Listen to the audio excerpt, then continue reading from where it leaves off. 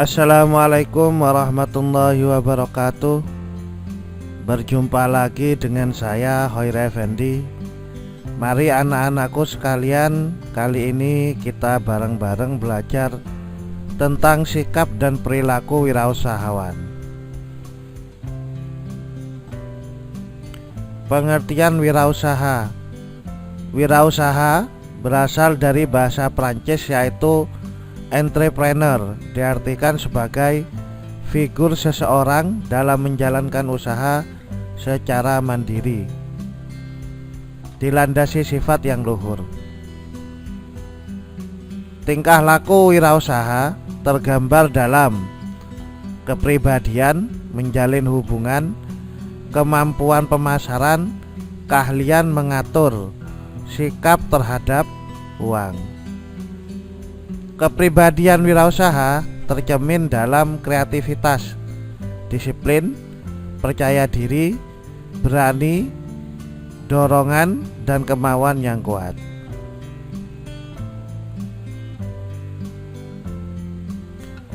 Sedangkan pengertian wirausaha menurut Sujono tahun 1993 menyatakan bahwa perilaku kreatif dan inovatif disebut dengan entrepreneur action. Ciri-cirinya sebagai berikut: mengamankan investasi terhadap risiko, mandiri, berkreasi, menciptakan nilai tambah, selalu mencari peluang dan berorientasi pada masa depan. Sedangkan tokoh yang lain menyatakan bahwa Harsojo modernisasi sebagai sikap kewirausahaan yang menggambarkan satu, sikap terbuka terhadap pembaruan dan perubahan. Jadi sekarang masanya pandemi, banyak usaha yang berubah dari permesinan menjadi jualan makanan, jualan sayur dan lain sebagainya. Kemampuan membentuk pendapat secara demokrasi, berorientasi masa kini, masa depan, meyakini kemampuan sendiri. Berikutnya, meyakini kemampuan ilmu pengetahuan dan teknologi dan menganggap bahwa ganjaran itu hasil dari prestasi. Sikap dan perilaku wirausaha. Kita tahu Nabi Muhammad SAW seorang entrepreneur sejati. Sebagian besar kehidupannya sebelum menjadi utusan Allah, sebelum 40 tahun, adalah wirausaha yang sukses. Beliau belajar wirausaha dari pamannya sejak umur 7 tahun. Keteladanan beliau dalam berdagang menjadi contoh para sahabat dalam berwirausaha. Beliau tidak pernah membuat pelanggan mengeluh, menepati janji, dan menyerahkan barang tepat waktu. Jadi menurut riwayat ketika beliau meminjam dagangan, jadi dagangan dipinjamkan dijual ke Madinah, kemudian keuntungannya setelah nyampe ke Mekah langsung dikasihkan ke yang menitipkan barang. Sehingga apa? Yang menitipkan barang menjadi senang dan kembali menitipkan barangnya dengan jumlah yang lebih banyak. Beliau juga senantiasa menunjukkan tanggung jawab besar dan integritas yang tinggi dalam bisnis.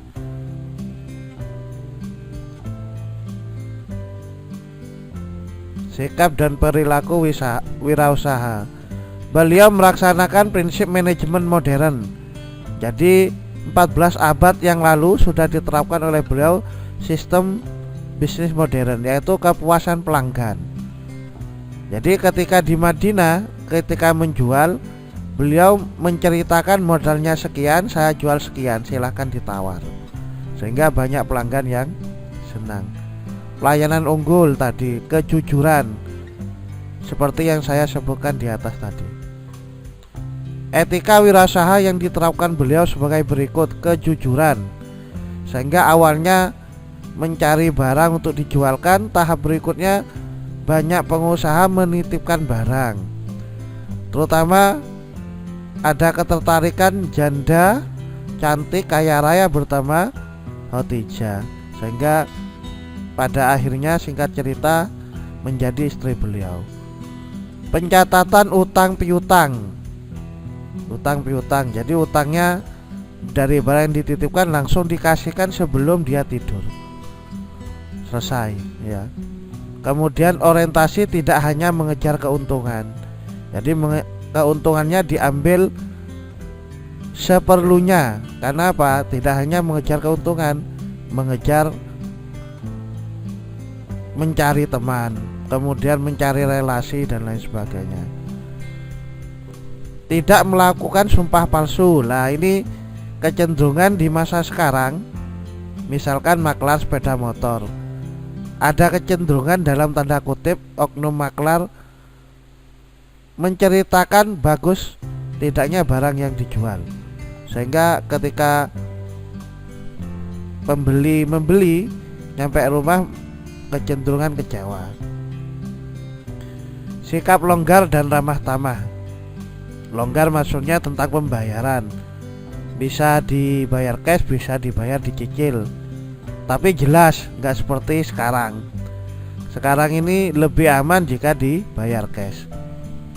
Tidak menjelekkan bisnis orang lain. Lah, ini yang perlu jadi pegangan. Kadang kita berwirausaha sesama, misalkan bakul buah, kadangkala menceritakan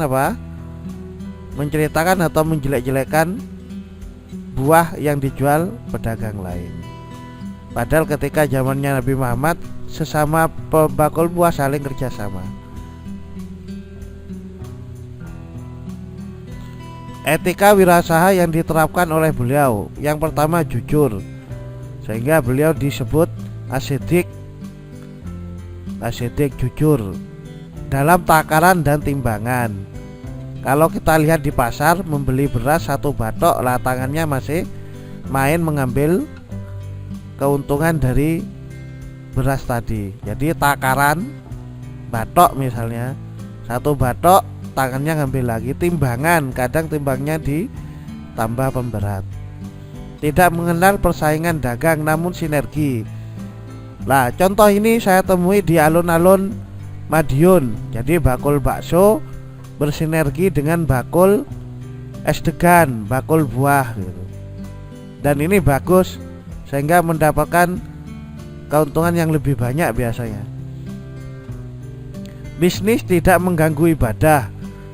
Lah, ketika adzan berlangsung pada zamannya Nabi Muhammad, maka perniagaan ditinggalkan, menuju ke masjid untuk sholat. Pembayaran upah sebelum keringat mengering. Jadi misalnya macul atau garap sawah, itu pagi, sorenya mau selesai sudah diberikan upah yang dijanjikan. Tidak monopoli bisnis. Lah, sekarang terjadi monopoli bisnis. Misalnya di bidang IT, monopolinya siapa? Microsoft. Di bidang aplikasi HP, Facebook, WA, Instagram, monopoli. Yang punya 1 orang. Bisnis tidak dalam kondisi bahaya. Jadi misalkan lah terjadi saat pandemi ini, ketika orang butuh masker, maka maskernya dijadikan ladang bisnis. Ini tidak boleh ya. Kemudian bisnis itu untuk berzakat. Ketika hasilnya dalam setahun memenuhi ukuran, maka dikeluarkan zakat. Misalnya 1 dinar atau 1 dirham. Kalau beras sesuai patokan dari emas dikonversi ke beras. Kemudian menjual barang halal. Jadi misalkan miras tidak dijual, narkoba tidak dijual. Segera membayar hutang. Lah, ini di kita orang Indonesia sering mengabaikan tentang membayar hutang. Padahal ketika kita berhutang barang, maka segera disaur, maka akan mendapatkan kepercayaan dari apa? Dari yang menitipkan barang. Jujur ini loh ya. Kelonggaran piutang. Jadi kalau misalkan kita jadi bos besar, kemudian ada reseller-resellernya belum menepati janji, maka masih diberi toleransi. Silakan nanti dibayar bulan depan, semoga segera mendapat rezeki yang berkah, seperti itu ya. Kemudian larangan riba. Lah, seperti yang saya tadi jelaskan, hubungannya dengan takaran timbangan banyak terjadi di pasar-pasar tradisional di Indonesia. Intinya riba itu membeli tidak sesuai takaran timbangan. Ada kelebihan, terkadang ada unsur pemaksaan dan penipuan.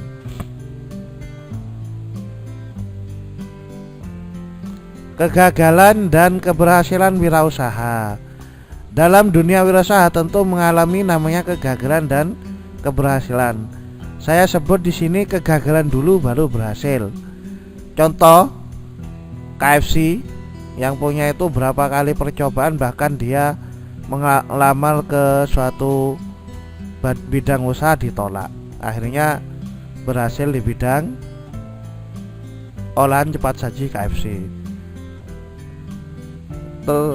Termasuk Bob Sadino di Indonesia yang sukses dalam bisnis pertanian dan peternakan. Kegagalan sebenarnya merupakan informasi berupa pengetahuan yang ketika digunakan untuk bangkit kembali dan bangkit kembali lagi, maka muaranya menuju keberhasilan. Jadi modal utama kadang itu berupa kegagalan baru pada akhirnya menuju keberhasilan. Kecenderungan orang sekarang berwirausaha gagal sekali, 2 kali sudah menyerah. Faktor kegagalan dalam wirausaha: 1. Kurangnya perencanaan. Ya, kurang perencanaan. Misalnya sekarang mau usaha apa? Adanya pandemi, butuh sertifikat vaksin, misalnya percetakan kartu vaksin, misalkan seperti itu. Banyak orang di rumah mager, kemudian butuh makan, maka kita buka usaha makan. Bisa warung, bisa usaha cepat saji, bisa antar barang dan lain sebagainya. Tidak memiliki pendidikan yang sesuai. Ini agak keliru ya. Tidak memiliki pendidikan yang sesuai. Jadi harus belajar lagi. Misalnya basicnya mesin, pindah ke jualan makanan, jadi harus belajar lagi dari nol. Kurangnya orientasi masa depan. Lah, termasuk ini contohnya adalah telepon. Dulu telepon itu sangat populer sebelum adanya HP. Setelah datang HP sudah hangus bisnisnya. Kemudian internet ya gitu, pada masa jaya datang Android, kemudian tutup. Kurangnya keahlian. Lah, ini sama dengan yang ini ya. Keahlian itu menentukan sukses tidaknya suatu usaha. Kurangnya inovasi. Jadi misalkan sekarang pisang murah dijual langsung kan murah, sehingga pisang perlu diolah, misalnya jadi kue pisang atau pisang keju atau pisang coklat dan lain sebagainya. Kurangnya semangat usaha. Lah, ini kecenderungan di anak muda, kecenderungan semangatnya kurang, 1-2 kali gagal selesai ya. Kurangnya modal. Lah, modal di sini tidak harus berarti uang, karena menurut pengusaha atau saudagar yang sudah sukses, sebenarnya modal uang itu bukan yang utama, tetapi yang utama adalah punya usaha baru cari modal. Jangan punya modal terus bingung usaha. Dan modal itu tidak harus berupa uang, pemikiran dan lain sebagainya. Kurangnya pemasaran. Nah, pemasaran saat ini, misalkan bapak mbah kita itu pemasarannya tradisional. Lah, sekarang sudah pemasaran dalam bentuk IT, lewat Bukalapak, Tokopedia dan lain sebagainya, lewat blog, lewat YouTube sekarang lagi ngetrend ya. Kurang tekun dalam bekerja. Jadi harusnya datang jam 7, pulang jam 5, jam 10 baru datang, kadang pulang jam 2. Lah ini akan mempengaruhi kegagalan dalam wirausaha. Kemudian kebalikannya, faktor keberhasilan dalam wirausaha. Yang pertama, perencanaan usaha yang lebih matang seperti tadi. Tapi jangan terlalu matang, gak jadi-jadi usahanya. Kebanyakan mikir, gak jadi malahan. Jadi direncanakan seperlunya, langsung dilakukan tindakan. Memiliki dedikasi yang tinggi tadi itu. Komitmen dalam usaha. Jadi misalkan usahanya di bidang besi ya besi, di bidang makanan, sehingga ilmunya nanti matang. Jangan usaha di bidang besi pindah makanan, pindah pertanian, lah ini membutuhkan waktu dan ilmu yang banyak. Memiliki dana usaha yang cukup. Dana bisa berupa uang, pemikiran, dan lain sebagainya. SDM yang cukup handal. Jadi yang bekerja itu dipilih misalkan dari SMK. Kalau percetakan dari SMK multimedia misalkan. Kemudian untuk banner, tiang dan lain sebagainya diambilkan dari SMK permesinan misalkan seperti itu. Manajemen usaha yang tepat. Ya, contohnya misalnya bayaran per bulan. Ada yang per minggu, lebih enak per bulan. Jadi ngitungnya lebih fleksibel. Memiliki minat dan keterampilan, jelas. Sarana dan prasarana yang memadai. Jadi ketika usaha sudah mulai berjalan, sarana dan prasarananya harus mulai dilengkapi. Karena apa? Order tambah banyak, ketika sarana prasarana tidak mendukung, maka akan kewalahan. Nah, sekarang masuk ke bagian tugas. Silakan anak-anakku sekalian mencari referensi baik di blog, YouTube ataupun media lainnya sehubungan dengan kegagalan dan keberhasilan seorang wirausaha. Ya, dicari datanya. Setelah data terkumpul, buatlah video pendek dengan durasi maksimal 5 menit yang isinya tentang sikap, kegagalan dan keberhasilan dalam berwirausaha. Jadi, anak-anakku sekalian bisa pribadi, bisa kelompok membuat video yang bertemakan sikap, kegagalan dan keberhasilan dalam berwirausaha. Video sendiri. Jadi temanmu nyuting kamu berbicara di syuting kurang lebih 5 menit. Tujuannya apa? 1. Belajar berbicara. Karena berbicara itu apa? Sangat sulit sekarang kalau tidak dilatih. Kemudian karena sekarang pemasarannya berbasis IT, kita sambil lalu belajar IT, contohnya membuat video. Ya. Nah, video diserahkan lewat Google Classroom. Jadi masuk, lampirkan di tugas, kemudian serahkan. Nah, nanti video yang bagus akan dijadikan satu sebagai contoh untuk adik-adik kelas berikutnya. Dan akan saya masukkan ke channel YouTube saya. Apabila mendapatkan keuntungan dari situ, maka keuntungannya akan saya peruntukkan untuk belajar, untuk biaya belajar gratis di sosial media ataupun secara langsung. Terima kasih, salam wirausaha. Semoga apa yang kita pelajari hari ini menjadi suatu ilmu dan menjadi sarana kesuksesan di masa depan. Saya akhiri, assalamualaikum warahmatullahi wabarakatuh. Salam wirausaha.